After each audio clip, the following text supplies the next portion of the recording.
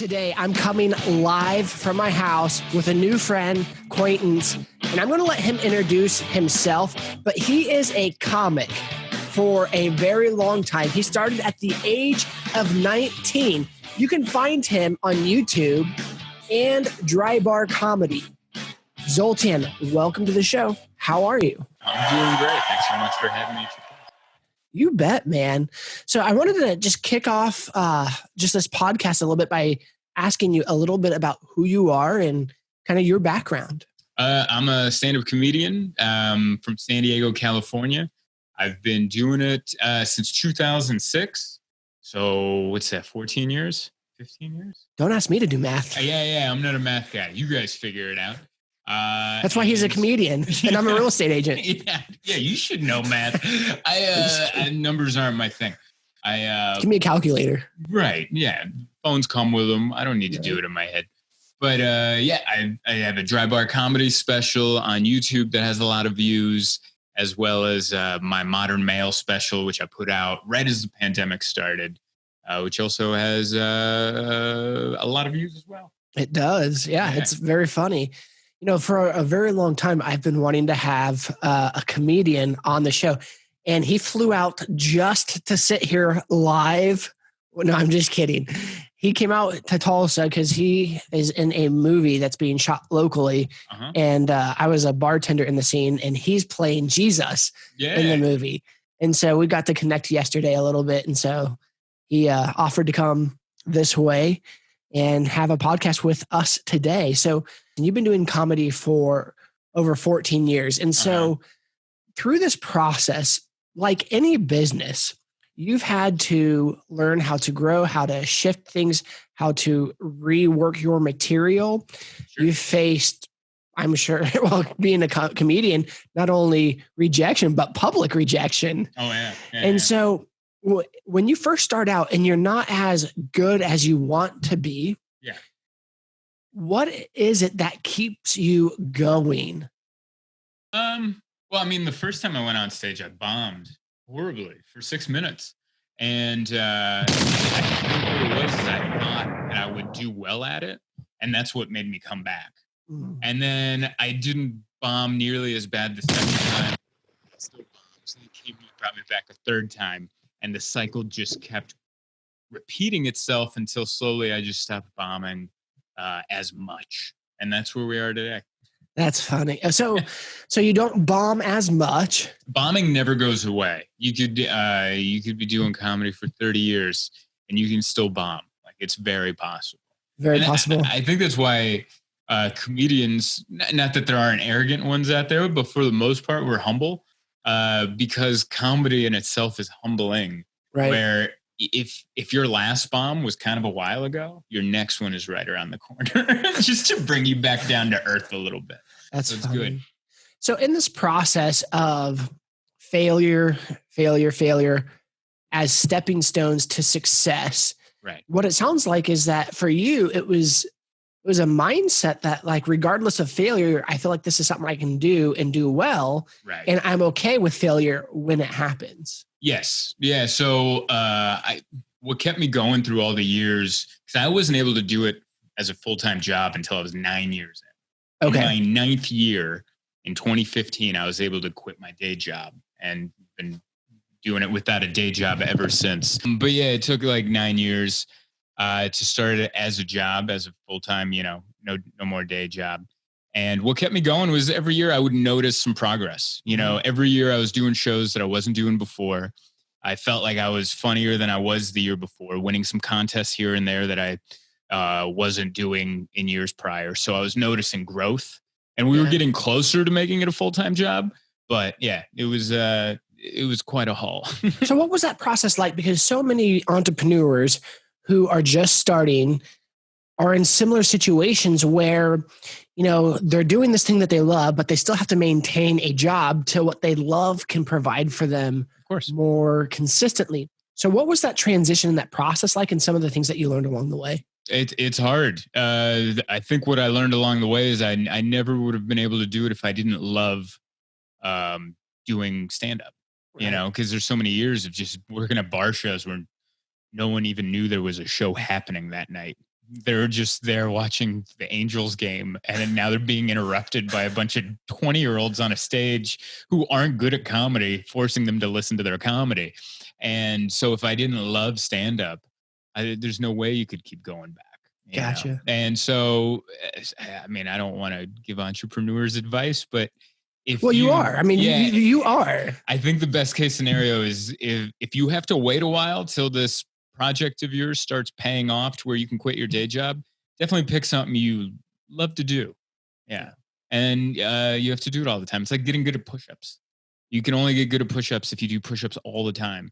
So get on stage as much as possible, or whatever you do in your entrepreneurial jobs, do that as much as you can until, it's the only thing you do. Well, maybe I need to, do more push-ups. I just compare it to, it's like getting good at anything, if you want to be a really good podcaster, you have to do a bunch of podcasts, get your voice out there, get comfortable in front of a microphone and a camera, right. And build your audience. So, yeah. Speaking of building an audience, as entrepreneurs, as business people, we are all our own marketing when we start off before we have people that do it for us. Right. And we are all our own brand. And so, I mean, you've built your brand as a comedian, but you are your brand. And so how have you learned to develop that? And what are some of the things that you feel like have really helped you or lessons along the way? I think, at least for me being a comedian, the part that makes me funny on stage is being myself. So, I don't really look at myself as a brand, but that's just what it is. I guess I am one, but just trying to be myself in all situations. I think that helps. And then just doing comedy for as long as I have, slowly you find your voice, and slowly you find what works for you and what doesn't work for you. And then you just, you stay with that. So were your parents supportive of you doing comedy? Yeah, my mom was really supportive, which I know a lot of comedians, their parents were like, what are you doing? But my mom was like, that's great. We come from a family of entertainers. Like everyone in my family is a musician of some sort. Like my dad, his father, my mom's dad, like everyone works in the arts, I guess. So I'm the only one that does stand up, but my mom was very supportive. Gotcha. Yeah. Now, what's the process for you to write a joke and to come up with new material? I have to live life. Yeah, I have to. I'm honestly not that creative. Like I can't make up stories in my head. Really? Like I just posted a story that happened a couple of years ago, but I did it on stage 2 weeks ago, where one morning I woke up and there's a homeless guy sleeping in my car. And it was a true story. And then I talked about the interaction. At the time, my best friend was my next door neighbor. Okay. And so I woke him up. This is at like 9 a.m., and he woke up, he's like, no shirt on. And I'm like, he's in his boxers. I'm like, dude, there's a homeless guy sleeping in my car. Come check this out. And then he comes out, and then we wake him up. And then he was I'm like, hey, you can't sleep in here. And he goes, why? And that made my buddy mad.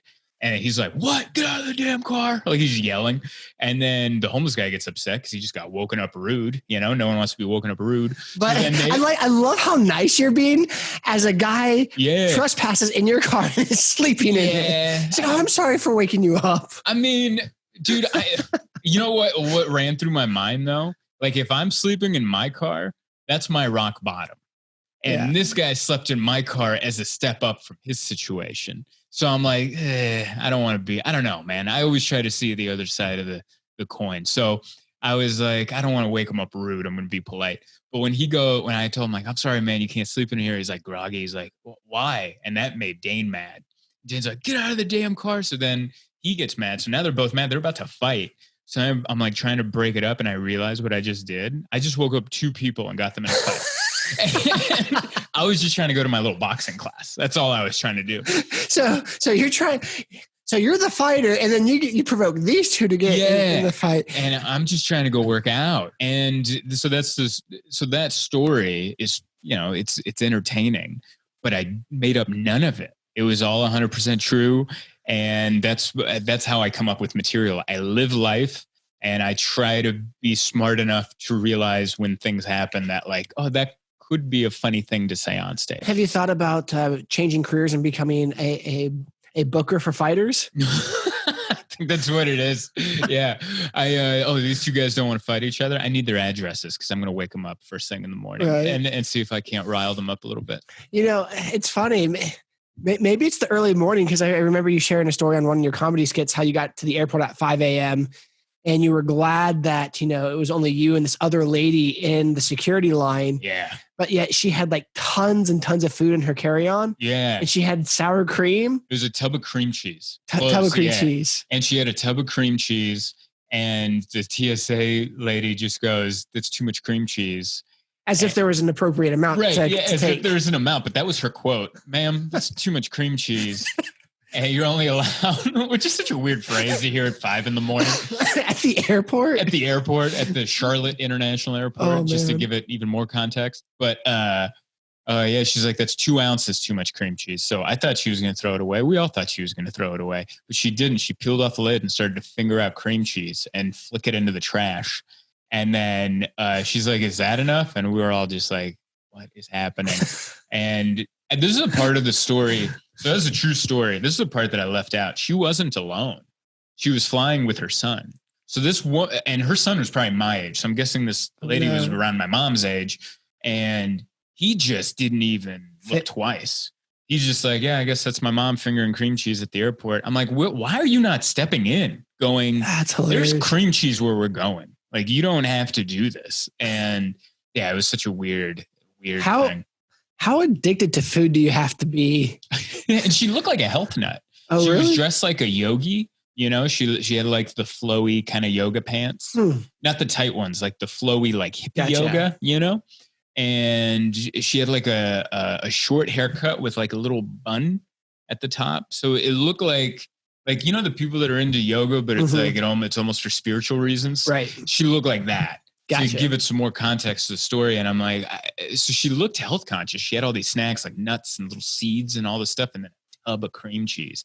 And I'm like, I wouldn't suspect that someone who is into health and fitness and, Zen would be just chugging cream cheese, but I guess she was. So in this process, you talked about how you do life and you get most of your material from life. Mm-hmm. And one thing that I've always questioned myself, because, I'm not a comedian. I've never done stand-up, but for whatever reason, I make observations and I write them down in a funny manner, just in case if I ever wanted to do stand-up as just not a career, but as something for fun, or to add into something I say later. So I have stories.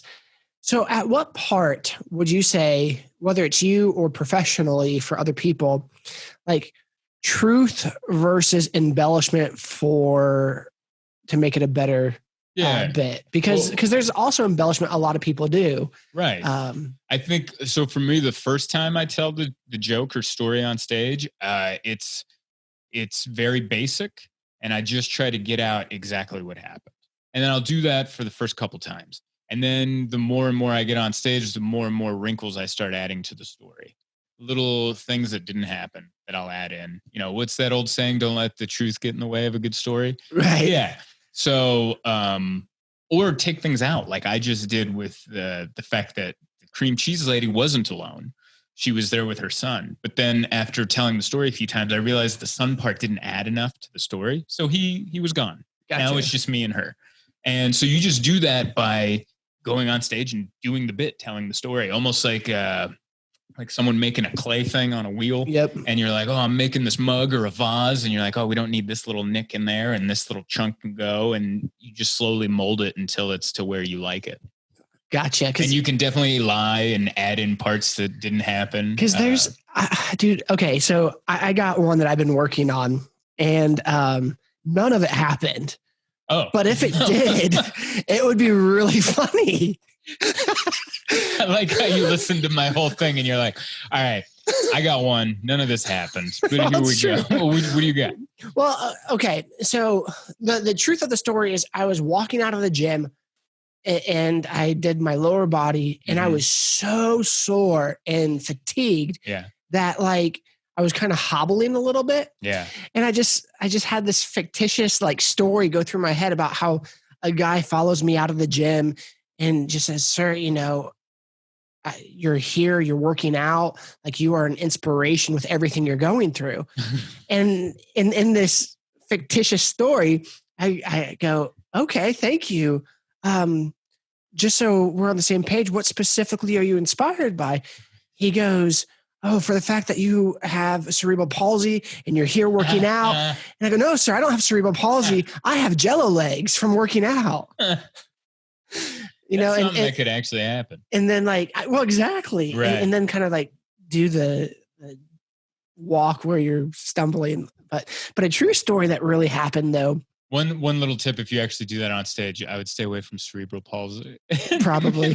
So but I mean polio, I think that's cured. You know, right. Cerebral palsy is still a hot topic. I mean, it's still a thing that someone can have. Right. But I think polio, everyone's been vaccinated. I don't think anyone has polio anymore. I'm assuming. Yeah. But something that is truthful though, man. I tend to have really awkward public bathroom experiences. Okay. Like it doesn't happen all the time, but it happens way more frequently to me than it should to a normal person. All right. And so one of them is and here's what's funny. The majority of them happen at Mexican restaurants. Okay. Which is even more specific. But there was one time. There's a lot of bathroom use at Mexican restaurants. Right. Yeah. And so there's one time I'm walking out of a bathroom and I was disgusted by the bathroom, number one. But two, the toilet was like the ceramic was completely black. So you really couldn't tell if it was clean or not. And so that was not fun. Get the color. Yep. Yeah. And so, but you just had that icky feeling that it wasn't. And so instead of setting, you know, you just try to like posture over it. And so I come out of the bathroom and as I come out, the table that sees me walking and they see my backside, they are all pointing at me and laughing. And I go, oh dear God, what do they see that I don't? And they said, you have a little something on your pants. And I'm like, oh no, I dookied on my pants. And then I reach back there like a sane person would, you know, with a bare hand, which isn't sane. You'd probably want a towel or something. And I reach back there and I touch it. And then, you know, I see this brown substance all over myself. And then I realized like it didn't smell bad. And I'm like, okay, it can't be dookie. And then I realized, oh my gosh, I've been sitting on a miniature Hershey's bar all day and it bled through my pants and it made me look like I crapped myself. So many questions. Go for it. So many questions. Go for it. I'm going to start with the most obvious one. How often do you walk with a Hershey's bar in your back pocket? Never. Oh, no. Never. This is a weird. I was a freak. So you got to keep treats. Well, that wasn't it. So at the office that I worked at, they had like a bowl of candy and I took one, but apparently like I had something in my two other pockets and I just put it in my back pocket till like I, you know, got to my desk, but then I just forgot by the time I got there and it melted in my pants all day. And I had no idea it was still back there. What color were these pants? I want to say they were khaki. Yeah. It was obvious. That's wonderful. That's great. Yeah, that should be the commercial for Taco Bueno. Right? I think if there should be, that should be the one. That's funny. Yeah, I mean, these are all stories that, I don't know, if you never want to do stand-up, you could say on your podcast like you are doing right now. Right. You shorten them into tweets. So many ways to get it out there. That's on funny. TikTok, you can crunch it down to a minute. That'd be hard. Yeah. And make it funny. Yeah. Just blurt through it, you know? So let me ask you this. So many people want to be funny. Or at least I'm assuming people want to be funny. Yeah. I mean, I'm sure some people. I've met some dry people where I'm like, there's nothing in you that wants to be funny. Right. Exactly. Those people exist too. Exactly. I've always been the person who I've tried to be funny. Right. And it's not. But when I'm awkward and things happen, then it's funny, but it's not natural. So how can someone develop the skill of being a little funny? Listen. I think listening and being aware of your surroundings. I'm hyper vigilant. I know I people watch all the time. Yeah. Like if we were having this conversation in a crowded restaurant, my ears would be like all over, half listening to this conversation, half listening to that. And that's just all done naturally. But I find a lot of funny things that way. So I think being present and being aware of your surroundings, you can find little things that are funny here and there. Like the other day, I got groceries because I'm out here for a month. And next to the grocery store was Jared's, the gallery of jewelry or whatever, the jewelry store. And it was right next to an ultrasound clinic. And I was like, that is some perfect placement right there. Like, well, you're pregnant. Oh, I guess we're getting married. Oh, she's going to Jared. He went to Jared's. Yeah, we could walk right across the parking lot and then get you an engagement ring. But that's all. I'm always like I have my head on a swivel. I'm always looking. And that's just how I've always been. Dude, when you someday have kids, your material is going to go through the roof. Oh, yeah. Yeah, I can't imagine. Gosh. Because you have 3 young ones. Oh, my gosh. Sure they're doing funny stuff. They are. I started a long time ago to write it down, but I was like, man, this is too much work. So I stopped. But you miss all the funny. The other day, I actually captured this on video. My youngest son comes out, or my middle child comes out, and he has white paste all over his face. And I'm like, son, what do you have all over your face? Yeah. And, in his 3 little sweet-year-old, barely talking voice, butt cream. Butt cream? Butt cream. What is butt cream? A&D ointment. So like he's eating it? No. He's just smearing it all over his face. He goes, but it's not on my belly. Like, it's not on my belly. I was like, is any of it in your mouth? No. Just my face. But not on my belly. Like he was like, it's not on my belly, just all over my face and in my hair. And it was, I have it on video. It's hilarious. I have noticed that with young kids, like especially toddlers, there's something about their belly that is like their it thing. Yeah. It's like, how like dudes with abs can't stop taking their shirt off on Instagram. Right. That's how toddlers feel about their bellies. Because they're always like pulling their shirts up. Like, this is my belly. Like, I feel like young toddlers always do that. And that's why he was like quick to tell you, it's not on my belly. I know that's my good side. But it is on my face and a little bit of my hair. But my belly, clean as a whistle. Oh, that's funny. No, but it was humorous. And then we had to waterboard him to get it all off. And then we found out where the Hershey's Kisses were along the way. Right. So in this process of just developing humor and learning how to implement it, what would be a good way for the normal day person to implement humor into their life? Like in conversation? Yeah. I guess just kind of like what we're doing now. If you're having a conversation with someone, not necessarily on a podcast, but right. Like when we were having lunch and just talking, that's a good time to sprinkle it in. We were telling little stories here and there, right? Make it casual. If you're doing it from a business sense, definitely don't force it, right? I think the more casual, the better. I was talking to Stevie, the director of the movie I'm working on, and he used to work in radio. And he said one of the big tips in radio is don't try to be funny. You're going to try to be funny. It's going to come off forced. It's not going to be funny. Just talk and something will come up naturally and be present enough to notice it and to play off of it. But don't don't just come in with like a trombone going, and then here's my punchline. Like, just let it happen. Perfect. So in this whole process of developing your career as a comedian and becoming your brand, becoming more self-aware of your surroundings and stuff like that, what would you say, other than picking yourself up from bombing and just learning from your failures, is some other advice that you've learned as an entrepreneur, even though you probably wouldn't title yourself that, but you really are. Yeah. I mean, on my own, you are your own business. Yeah. I think it's important to keep your blinders on. There's going to be people that find success quicker than you. Yeah. I always get a lot of young comedians asking me like, what am I supposed to do? And I'm like, well, I can tell you what I did, but I can tell you if there are shortcuts in this business, I don't know them because I've been taking the long route the entire time. But I think the best thing to do is put your blinders on and stay in your lane. You have your race and other people have their races too. And some people might get things that you'll never get. Some people might get things that you're going to get just later. And then you're also beating people too. But don't get distracted by all that because all that's such a waste of time. Everyone can make a living in whatever field you're going after. So I think staying in your lane and putting your blinders on. And also don't be, if you find someone you don't like, keep it to yourself. Don't, I don't see the benefit in burning bridges. Right. I tell a lot of young comics that too, because young comics, you're already nervous going on stage. You start forming little cliques and you're like, oh, I don't like that person. I'm with this group. This group doesn't like that guy. Well, that guy you might not like might own a comedy club one day.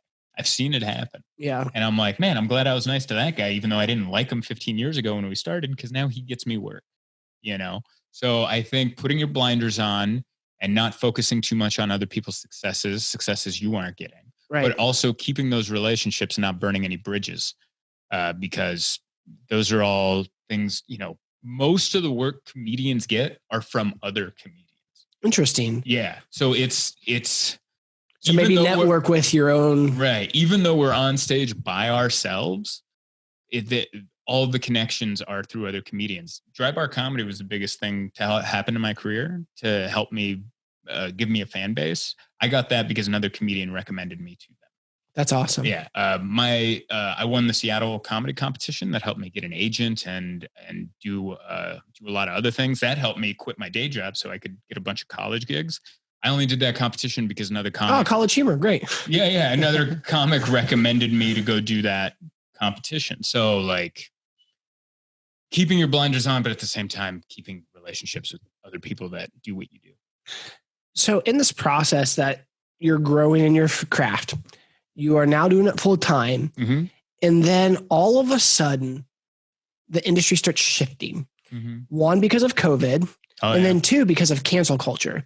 And it's extremely difficult for comedians now because, what was really funny and might still be funny is now extremely offensive. Right. And instead of looking at this is just a joke for a comedy bit, people want to cancel you. So how do you go through COVID as a shift? Because your job was dependent on crowds and gatherings. Right. And even with culture, you now have to be a little more sensitive to people because just like that, someone could try to ruin you. So how do you navigate shifting things in your career? With COVID, I was very lucky. Even though I didn't work very much last year, it was still a good year financially. So I'm very lucky. I know a lot of people struggled. But the thing I focused on was like social media, YouTube. Mm-hmm. I never really focused much on my YouTube. I think thanks to Dry Bar, I had like 30,000 subscribers just from people watching my special on there. So they subscribed to my channel. I think you're up to like 57 now. Yeah. And that was because I put out Modern Mail and then some of the other, and that was the only reason I put that out was because of COVID. That's why that special is not really a special. It's just a camera in the back corner because I was recording an album and I had my camera set up to maybe get some clips to promote the album. But what happened was the record company I was working with was dragging their feet on getting back to me on when we're going to release my albums. Like a music? Yeah. My record company. Yeah. Cause they play it on Sirius XM and different things. So there's a record company involved with albums and stuff, but they weren't getting back to me, cause they deal with a lot of people. So I was kind of put on the back burner. So I said, forget them. I'll just put it on YouTube. And after the first week, it had 40,000 views, which is pretty quick, Right. Yeah. It's not like now it has like 2 million something, but at the time it was like a quick jump. And as soon as I posted about that, they started returning my emails and we had a release date. And so COVID pushed my hand in that. And so I focused on YouTube. So you learned how to pivot it. Yeah. I was like, well, it's YouTube now and social media, which I should have been focusing on all along, but I was on the road a lot and it was hard to find the time. Now I had nothing but time. So that was big. I also got on TikTok and now TikTok is where I have the most followers of anything. Really? How many followers do you have on TikTok? 160,000, which is, it's not as much as a mermaid girl we were talking about before we recorded. Yeah. So this girl that's in the movie with us, we were talking about how like at a moment in time where we were almost famous and we get to her, she's like, I guess TikTok, I have like 500,000 followers. And I was like, what? Yeah. What do you do on TikTok? She goes, I'm just a mermaid. And so I was like, I probably spent like 45 minutes trying to find her on TikTok. Yeah. And way too much time to invest into trying to find someone. Right. But I was so curious, like how she niched in this and how I can try to learn from it. And then what even stunned me, she only had like 20 videos. Right. So it wasn't like she's posting videos daily but for whatever reason, she found a very good niche and she capitalized on it. I've been trying to get all my comedian friends. I'm like, get on TikTok. It's wide open. It's wide open. My girlfriend put up a crafting video that has like 1 million something views. Wow. Like, and she's not a TikToker, you know, like she is now, but she wasn't trying to be. She's like, oh, I made these cool coffee tables out of a basket and a thing and a tray. And then she made a video and edited it well and did voiceover and has a bunch of views. So, yep, pivoting, you know, finding out what you have to do, because like the way the business used to be in stand-up, right? You go to New York or LA, you try to make a name for yourself, work your way up, try to get some good representation, try to get on some late night spots, and, you know, now like a Netflix special or something. Right. You don't have to do that anymore. You don't have to sit in New York and LA and wait. You can still go to New York and LA, but like start posting your clips on TikTok and on YouTube, build your own audience, sell tickets directly to consumers, and you can cut out the middleman. And it's just opened up the path for everybody and really let the, you know, cream rise to the top. Right. Which is great. I think we're in the cream cheese. Time. Yeah, the cream cheese rises to the top. I don't know if cream cheese rises to the top. It might be a little too dense, but regular whipped cream does. You'll just, you know, finger that in and whip it in the tray. Yeah, whip it in. So yeah, that part's been wide open. That was a good learning experience for the last year. And as far as cancel culture goes, I still think you can talk about whatever you want. You just have to use more words. Like there has to be more of a preamble. Okay. I'll try to make this make sense. Like, I remember a year ago or before the pandemic, I was doing a show in LA, and there was a comedian on stage, and she was talking about how she's a dance teacher, and she teaches like a traditional Jamaican dance or something. Okay. And she's like, yeah, my friends asked me, she's like, isn't that cultural appropriation? Because she's not Jamaican, she's Asian. And she's like, well, I don't think it's cultural appropriation because I'm just teaching people to dance. Like I'm not up there going, oh, boom, boom, boom, rasta, rasta. And then she does like a stereotypical like Jamaican, you know, accent. And everybody laughed. And this is in front of a very woke Los Angeles audience. And everybody laughed. And they're still laughing at the accent. Which is the effect, which is being done by someone who isn't that culture, and it's a joke. And I like the joke. I'm not knocking the joke, but my point is, you can still do the joke. There's just more of a preamble. Interesting. You know, instead of just going, yeah, I teach Jamaican dance, but it's not like I'm over there doing this. She did this long preamble, like, oh, I like Jamaican dance. I enjoy the culture. My friends are like, wait, you're Asian. Should you be doing this? No. And then still the funny part is still the accent. Right. So you can still, I think, do all the jokes and just give a big preamble, and people will be mad no matter what you talk about. That's anyway. True. And the great thing about being canceled is you're being canceled by a generation of people that have an attention span this big. So they'll be over it so quick. Right? Even if it blows up, you'll be canceled for like a day. You don't go on Twitter for a day, or if it's really bad, a week. And then you come back and everyone's like, oh yeah, I forgot what you did. Right. You know, unless it's like a serious cancellation, like a sex crime or something. Right. That sticks, and it should. But if you're a comedian, you tried something and offended a lot of people, get over it because they forget. They're already on to the next thing and the next thing and so on. Are there big no-nos in comedy? I mean, stealing material. That's a big no-no. As jokes, I mean. As jokes? No, I'm a big proponent on everything can be funny. That's kind of how I was raised. You know, we were raised poor and we were immigrants, and, you know, we didn't have a lot of the things that all the other kids had. Now, were your parents immigrants, or were you also an immigrant? No, I was an immigrant with my mom. My mom and I moved here when I was 4 years old. Where'd you come from? Budapest, Hungary. Oh, wow. That's why my name is weird. And so, okay, now this whole Ellis Island reference is making more sense. Yeah.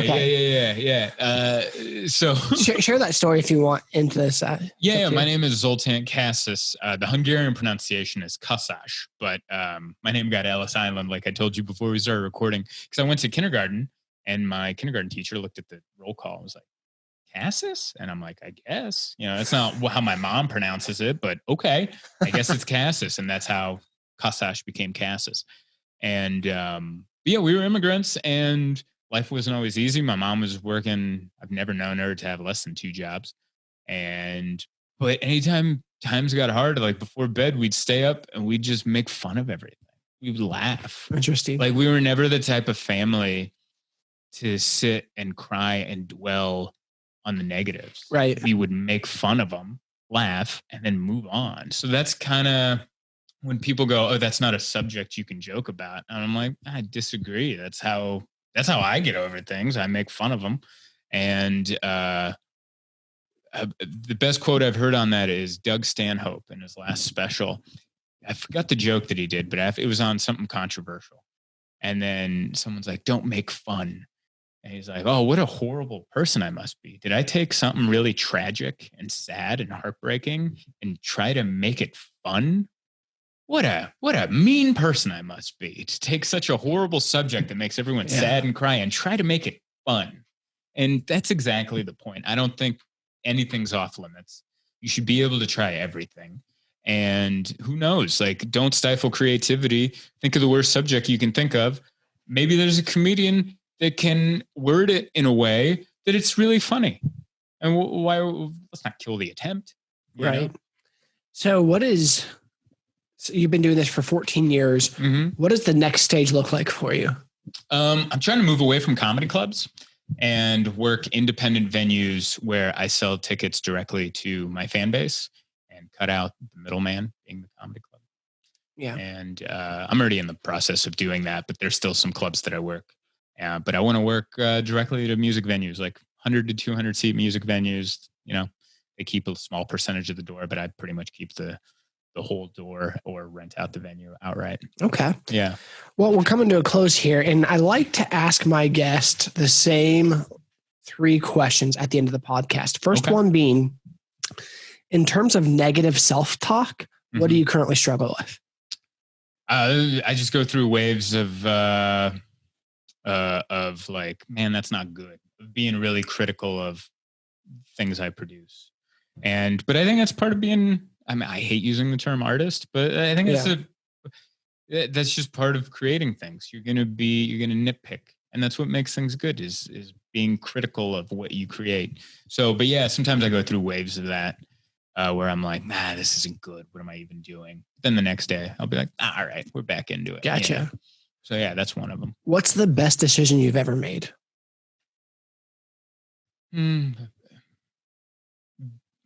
I think being open to different opportunities that I didn't understand.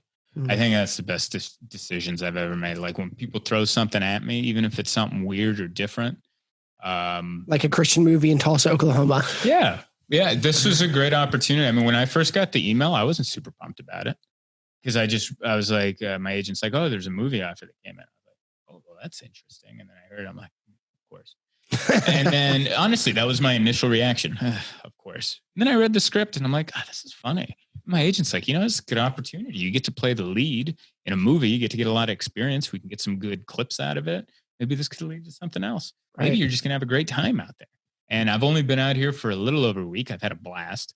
I've had a lot of fun and gotten a lot of experience so far. And we're only 25% of the way through this project. Right. So I think that's the big thing is taking on projects that maybe my initial reaction was, to, Right. Yeah. And then the last one, what brings you peace? Peace? Doing things that aren't at all related to what I do for a living. That's what brings me peace. So when I relax, I don't like hang out at a comedy club. I go do anything. You go boxing. Yeah, go boxing, go to the beach, go hang out with my girlfriend, go do anything that isn't the thing I do for a living. That makes sense. Yeah. Well, man, thank you so much for coming onto the show today. Thanks for having me. Before we go, is there anything else that you'd like to say? And then also, where can people follow you at? Everything on social media is all the same. It's Zoltan Comedy. So whatever social media. And spell Zoltan. Oh, Zoltan. And then subscribe on YouTube. I have a bunch of videos up there. Check them out. They're good. Yeah, they got some views and a good thumbs up to thumbs down ratio. Right. Also, for those of you who are watching this channel, He also has long hair in some of his videos, very long hair. So he and a long beard. So he does look completely different here than some of his other comedy videos. I'm in the witness protection program here, but yeah, I used to have long hair and a beard, and I got rid of that because COVID will make you do some crazy things. So I had a Britney Spears moment where I just shaved it all. But yeah, and then a final word of advice, dude, be nice to each other. All that stuff, all the arguing on TV on your phone, it's not the same as the real world. So calm down a little. Right. Don't have to be a keyboard warrior. I mean, you can be, but just know that that's a different, that's not real life. Right. Like real life is just going to the grocery store and bumping into someone and just going, oh, sorry, excuse me. And then maybe they're a completely different person than you, voted for a different person, different religious beliefs, different, all sorts of everything. But that's how people interact in a society where you don't know everything about somebody. You just go, oh, sorry, bumped into you. You know, it's a different world. So calm down. Well, man, thank you so much for coming on and hope you have a great day. Thank you. Take care.